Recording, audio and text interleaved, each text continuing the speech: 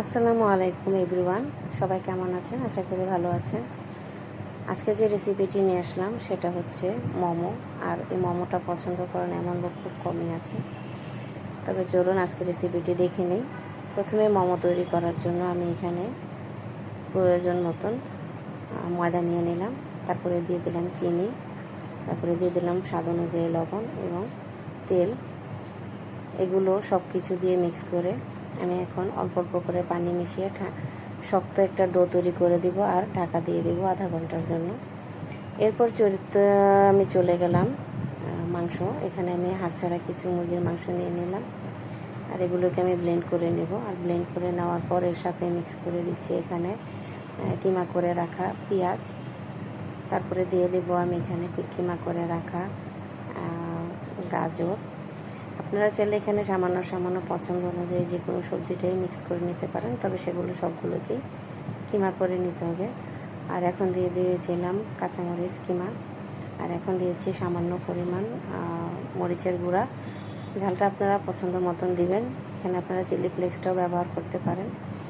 এরপর দিয়ে দিলাম বিট লবণ, যেটা সাদা খাওয়ার পরিমাণ মতন কিন্তু আমি সাদা লবণটাও দিয়েছি। এরপর দিয়ে দিচ্ছি গোলমরিচের গুঁড়া, আর শেষমেশ দিয়ে দিয়েছিলাম এখানে সামান্য সয়া সস আর সামান্য টমেটোর সস। এই সব কিছু দিয়ে মেখে নিলাম পুরটা। তারপরে আমি চলে গেলাম যেমন তৈরি করে রাখার ডোটা, সেটাকে আবার বের করে আমি ভালোভাবে একটু মুথে নিলাম। আর এখান থেকে ছোট ছোট করে লেচি কেটে নিলাম, নিয়ে এগুলোকে আমি বেলে নেব একবারে পাতলা পাতলা করে, যেন হাতের উপর রাখলে আপনার হাতটা থেকে দেখা যায় এরকম পাতলা করে বেলে নিতে হবে। আপনারা চাইলে বড় আকারের একটি রুটিও বেলে এগুলোকে ছোট ছোট কাটার দিয়ে গোলাকৃতি করে কেটে নিতে পারেন।